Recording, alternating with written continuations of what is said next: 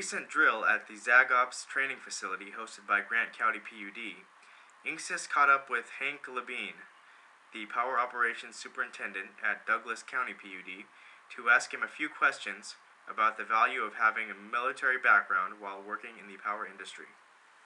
Yeah, my name's Hank LuBean. I'm the Power Operations Superintendent of Douglas County Public Utility District in East Wenatchee, Washington. We are a electric utility, and in the vernacular that we use in the industry, we are a balancing authority, which is an old control area. We control all of the electricity usage and the buying and selling and all of that takes place in Douglas and Okanogan counties, Washington. So it's a fairly large area in the middle of the state of Washington, which our utility controls.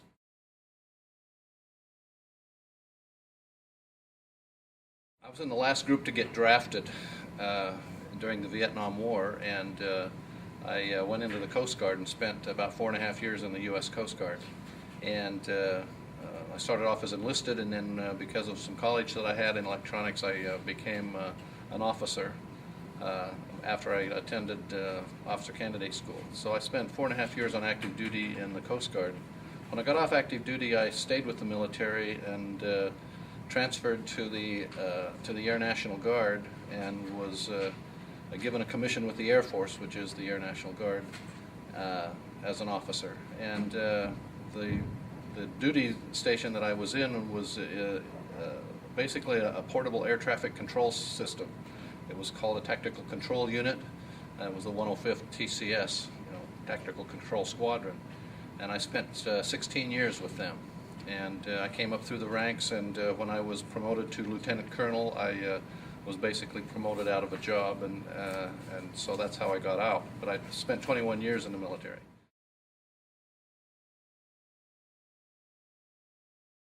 As a general duty officer in various aspects of keeping a portable air traffic control system running, I would operate out of the control center office, or the command post as they called it. And a command post is a command post, whether it's police or military or whatever.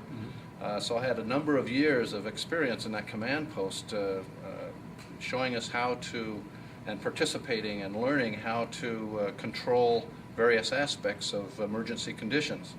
And the training and the experience that I had there as working in a military command post, most of the time it was during simulated exercises, but it doesn't matter if it's simulated or real, you still do the same things. And so the communication, the interface with other entities in the command post, working with outside entities, police, law enforcement type entities, working with other military entities to accomplish what you're trying to do and to keep the system running, and to have to juggle a number of things all at once and report to upstream and downstream to the various people that you're associated with. All of those things was good training, because now in my position in the electric industry, we do have situations where I'm in charge of a control center now in the electric industry, and that training that I got in the military helps me to organize and manage and arrange for solving of problems. And when we have an electric disturbance, if we have a major storm or whatever, it's just like a military command post. We have to mobilize people and equipment and get them out there to keep the electricity flowing in the system. And so, that experience that I had in the military was directly applicable to my regular duty job here in the electric industry.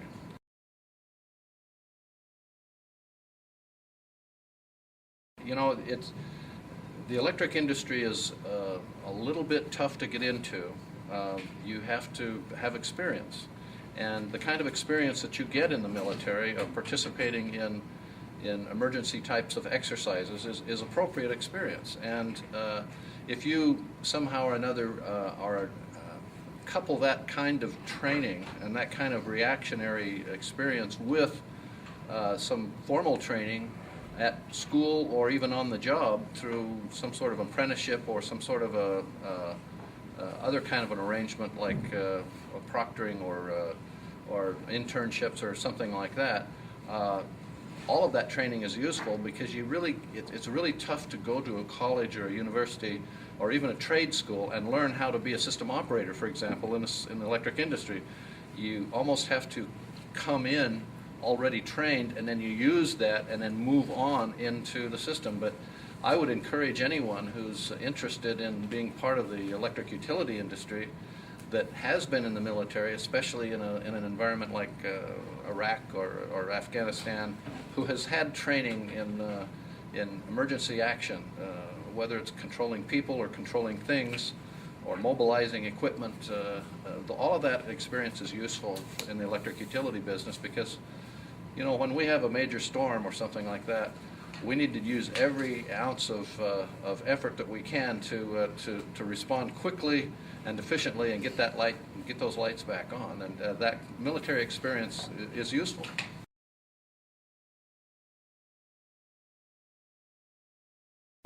One of the things in the electric utility industry right now, because of regulation that has come down through the federal government, through FERC, Federal Energy Regulatory Commission, and following through NERC, North American Electric Liability Corporation, those regulations are now law that you cannot work in a command area, a reliability area, in a command center or control center in electric utility without being certified as a system operator.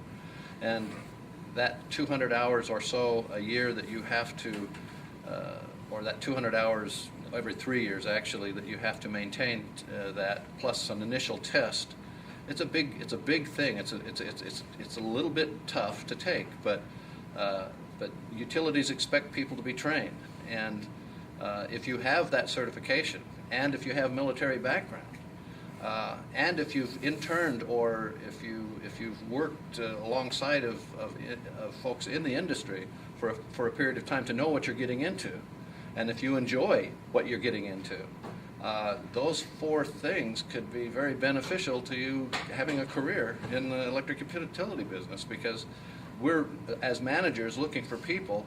We're looking for people not only that are certified when we have an opening, but we're looking for people, man, if they've got military background and if they've actually been through certain programs that are applicable to our industry, that's great stuff.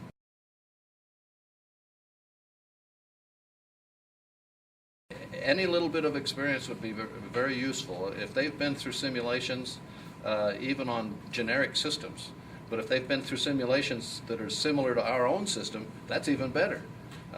And some of the tools that are available to vets right now, some of the computer tools that we've worked with during this particular course, they're very useful tools for people.